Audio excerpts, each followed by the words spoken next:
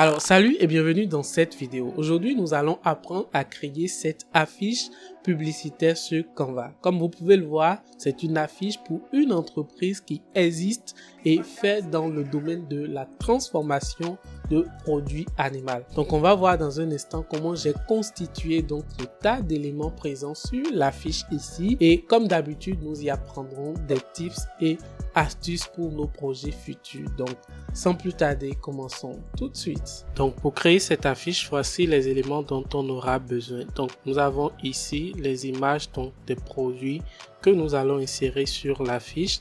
Nous avons donc le logo ici donc de notre ami que nous allons prêter donc pour ce tutoriel. Nous avons en fait les différentes polices dont on a besoin donc sur l'affiche.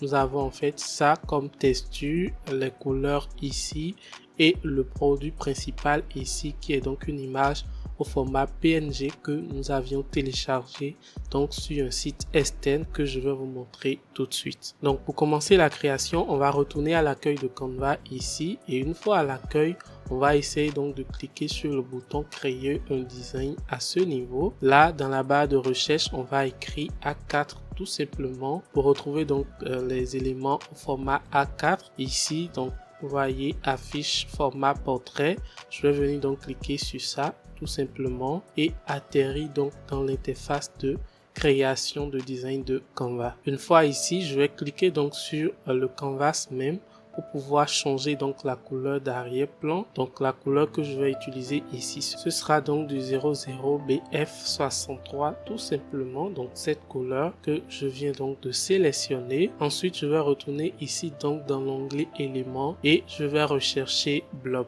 Alors blob, ça me permet donc de retrouver les éléments comme ceci que je vais tout simplement utiliser pour faire donc la forme donc du bas de mon affiche. Donc je peux tout simplement sélectionner un élément comme ceci par exemple, comme ça c'est bon pour moi. Je vais venir donc changer la couleur, donc je vais mettre la couleur blanche à ce niveau et je vais l'agrandir pour pouvoir occuper donc la partie bas ici donc de mon affiche. Donc je pense que comme ça c'est bon, ça rend déjà pas mal comme ceci, et ensuite je vais commencer donc par fermer ceci pour retrouver donc un cadre circulaire à ce niveau. Donc avec ce cadre, je vais faire une disposition sur 3 ici au niveau donc du blob. Je vais dupliquer à nouveau, le mettre ici un peu à ce niveau, et le dernier ce sera donc l'élément du milieu, mais cette fois-ci ce sera légèrement un peu plus grand que les autres éléments. Donc dans ces premiers cadres, je vais tout simplement donc changer élément. Ensuite je vais essayer donc de dupliquer ces cadres, réduire un tout petit peu leur taille,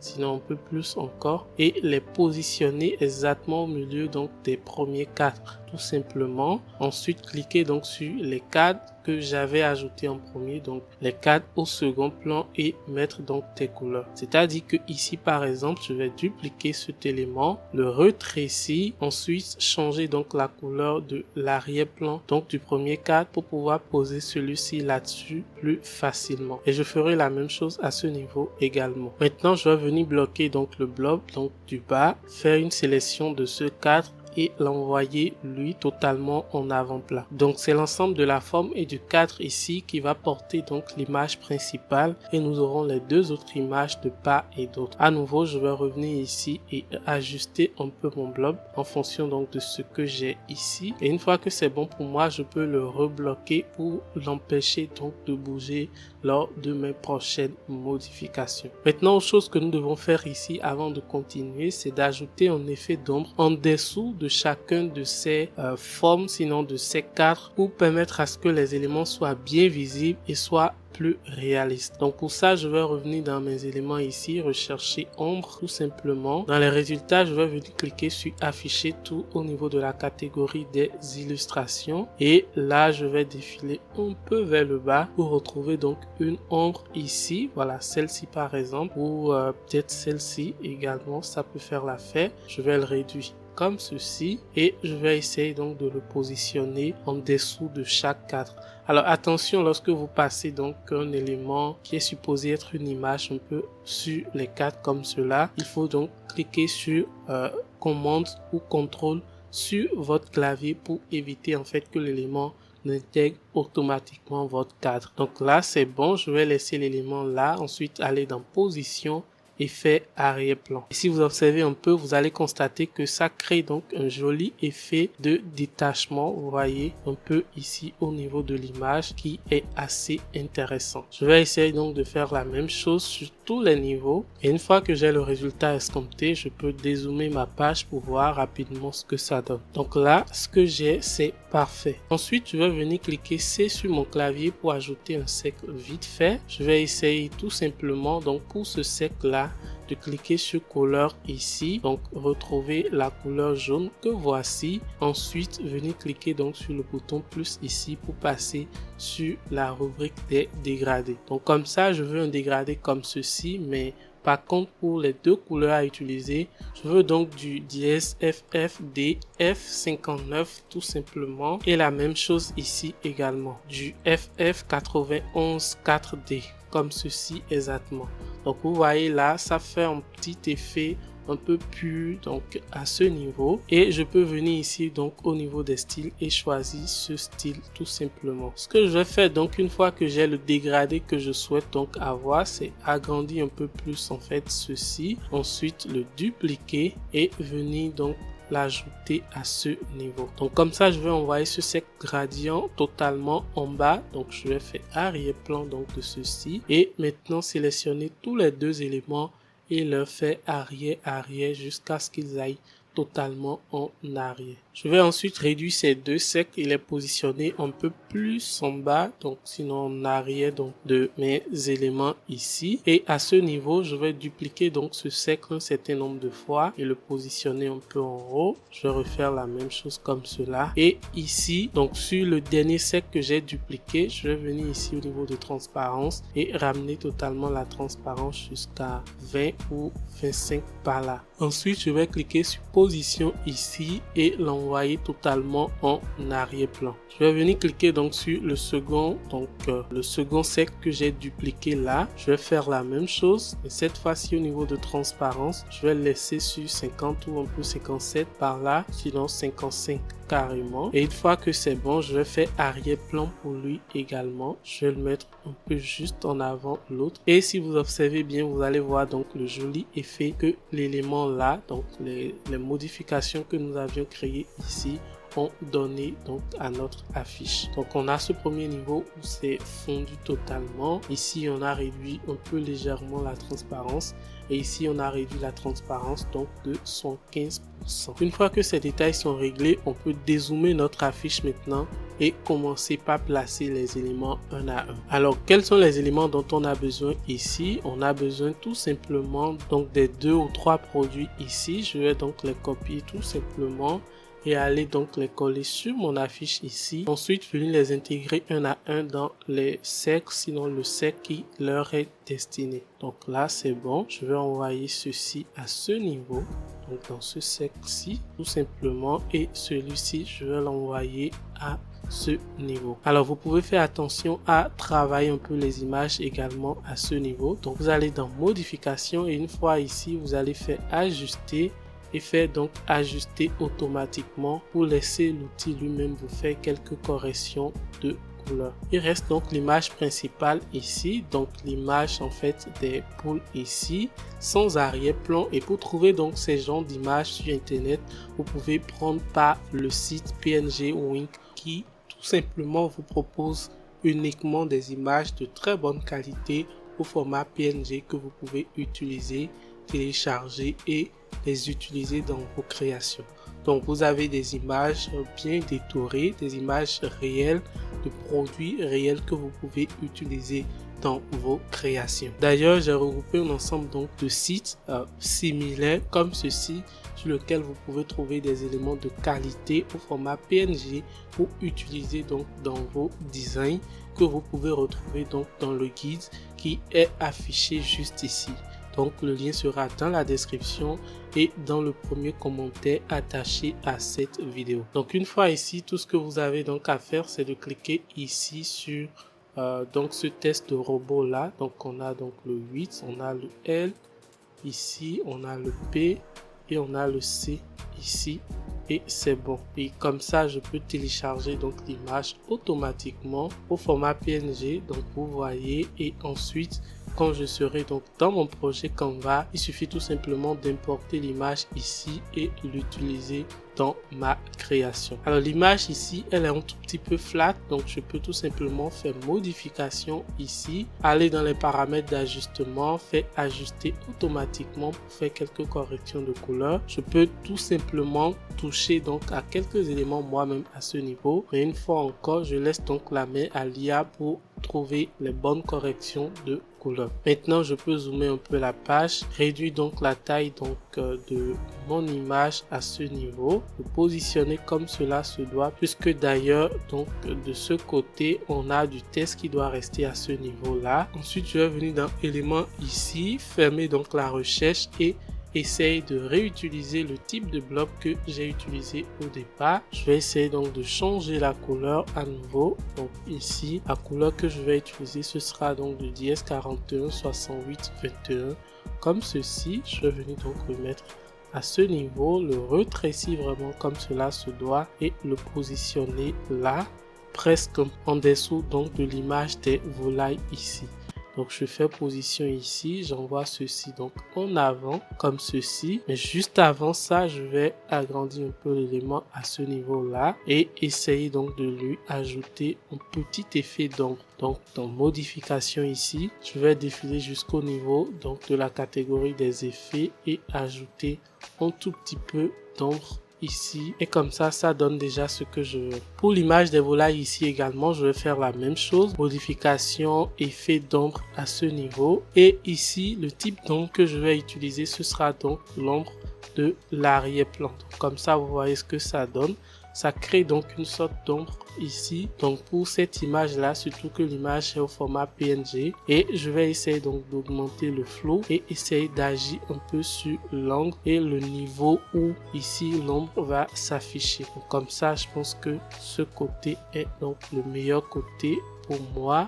Je vais augmenter également un peu le flow et comme ça on a quelque chose d'intéressant. Donc j'essaye de mieux le positionner pour que vous puissiez voir rapidement le résultat avant qu'on ne continue. Alors ce qu'il reste maintenant, c'est les éléments de part et d'autre, l'entête et donc les informations de contact. On va commencer par l'élément qui est juste à côté ici. Ce sera donc du Halftone Cycle comme ceci. Donc ces éléments, je vais cliquer sur afficher tout et retrouver l'un qui correspond mieux à ce que je recherche. Donc pour la couleur, je vais venir sélectionner donc cette couleur là tout simplement, ou la couleur pure, donc juste en bas ici, et je vais venir donc le positionner ici. Donc c'est bon, je vais l'agrandir un tout petit peu et essayer donc d'ajouter un peu de transparence à ce niveau pour que ça puisse intégrer automatiquement, donc ça puisse être confondu avec l'arrière-plan à ce niveau. De ce côté, je vais ajouter donc les tests vite fait, donc à ce niveau, et le test le plus important ici, ce sera donc ceci. Donc déjà je vais cliquer sur la police ici et je vais utiliser donc du trade gothic, cette police là, du trad gothic extended tout simplement. Je vais également me rassurer donc que la couleur utilisée c'est bien cette couleur-ci et je vais mettre à ce niveau fraîche viande de qualité sélectionnée, donc fraîche viande de qualité. Je peux donc continuer avec la mise en forme et me placer donc de ce côté. Donc comme ça c'est bon, je vais juste essayer de mettre une petite ligne ici donc pour faire une séparation. Je vais agrandir un peu mon affiche, cliquer sur un R comme ceci et avoir une sorte donc de petite ligne. Pour la couleur, je vais mettre également la même couleur donc que le test déjà à ce niveau et venir ajouter ou mettre donc la ligne là tout simplement. Donc maintenant que nous avions réussi ces parties, il faut passer à l'entête. Alors avant donc de toucher l'entête, je vais faire donc une sélection donc de tous les éléments sur la page. Je vais donc débloquer les éléments qui sont bloqués et ensuite je vais refaire la même chose pour pouvoir ramener certains éléments un peu vers le bas donc sur l'affiche. Je crois que comme ça c'est bon pour moi. Maintenant je vais fermer donc tout ceci et rechercher gazon à ce niveau. Alors en recherchant gazon, voici donc les résultats que vous pouvez obtenir. Donc dans photo, vous pouvez retrouver donc des éléments comme ceci. tout simplement, moi je vais donc essayer d'utiliser donc lequel des éléments ici par exemple. Donc je vais soit choisir cette image là ou choisir donc celle-ci, je crois, tout simplement. Je vais venir un peu en haut ici, l'agrandir comme ceci et essayer donc de l'envoyer totalement en arrière-plan. Donc une fois en arrière-plan, je vais venir cliquer ici, donc sur transparence, et réduire un peu la transparence pour que ça puisse créer un très joli mélange avec l'arrière-plan. Maintenant que tout ça est bon, on peut ajouter donc le titre donc de la fiche, le test principal, je veux dire. Donc je vais mettre Pronto Mâcher ici comme ceci. Je vais donc faire une sélection et envoyer tout ça en haut, donc comme ceci. Je vais sélectionner les éléments, changer donc la couleur, mettre en couleur blanche, et pour la police à ce niveau je vais donc utiliser la police SK Primo tout simplement. Donc, comme ça donne quelque chose d'intéressant, mais je peux quand même toucher un peu à l'alignement, aux interlignes ici pour espérer donc avoir un résultat très intéressant. Cette fois-ci, cliquez sur effet et ajoutez un peu donc d'effet d'élévation, et comme ça vous pouvez voir que j'ai l'en-tête qu'il me faut. Je vais essayer donc de le réduire un peu plus pour l'interligne, réduire un peu plus l'interligne et le positionner bien au milieu ici. Donc une fois que j'ai ce que je veux, je vais tout simplement venir donc dupliquer ce test, puisque la police que je souhaite utiliser maintenant c'est la même police donc que la police de ce test. Cliquez sur couleur du test, changer donc la couleur en couleur blanche, désactiver donc l'écriture majuscule et écrire mon test simplement. Je vais ensuite donc positionner le test juste en dessous donc de l'en-tête à ce niveau. Donc faites vraiment attention à ce que ça donne ici. Je peux rétrécir, je peux réduire un peu plus donc mon test à ce niveau. Toujours donc ajouter l'effet élévation, et à ce niveau je vais venir sélectionner produit de la ferme que je vais mettre donc en couleur chaude. Donc maintenant c'est bon, on a en fait le titre ici qui est bon, on a en fait la phrase marketing et il reste juste donc les cadres. Donc je vais venir tout simplement dupliquer donc un ensemble de cadres ici. Je vais faire dupliquer comme ceci, que je vais venir donc ajouter à ce niveau en haut pour pouvoir y ajouter donc le logo de l'entreprise. Donc là je vais agrandir un peu plus puisqu'il s'agit tout simplement donc du logo de l'entreprise. Donc je vais venir copier le logo ici, tout simplement venir donc le coller à ce niveau et essayer donc de l'ajouter à sa place ici. Et comme ça, si vous observez un peu bien, vous allez voir que nous avions réussi donc déjà une très bonne partie en fait du travail. Maintenant que tout ça est bon, il nous reste donc à ajouter les informations de contact juste en dessous et ce sera tout. Pour une dernière retouche, il suffit tout simplement de cliquer sur partager ici, ensuite télécharger et venir télécharger donc votre affiche au format PNG bien sûr, et une fois qu'elle sera téléchargée, vous pouvez essayer donc de l'importer à nouveau ici donc sur Canva, ajouter une nouvelle page sur laquelle vous allez pouvoir donc ajouter la fiche que vous venez donc de télécharger. Vous pouvez donc lui faire donc un clic droit, ensuite remplacer l'image par l'arrière-plan et cliquer sur modification pour faire quelques ajustements. Donc là vous pouvez tout simplement augmenter un peu la contraste, réduire un peu les tons donc blanc et noir tout simplement, augmenter un peu la brillance, un peu la saturation et venir donc agir sur les paramètres de texture ici, un peu de netteté, un peu de clarté tout simplement, et vous vous rendrez compte donc que le résultat final que vous aurez ici sera nettement beaucoup mieux que ce que vous aviez au départ.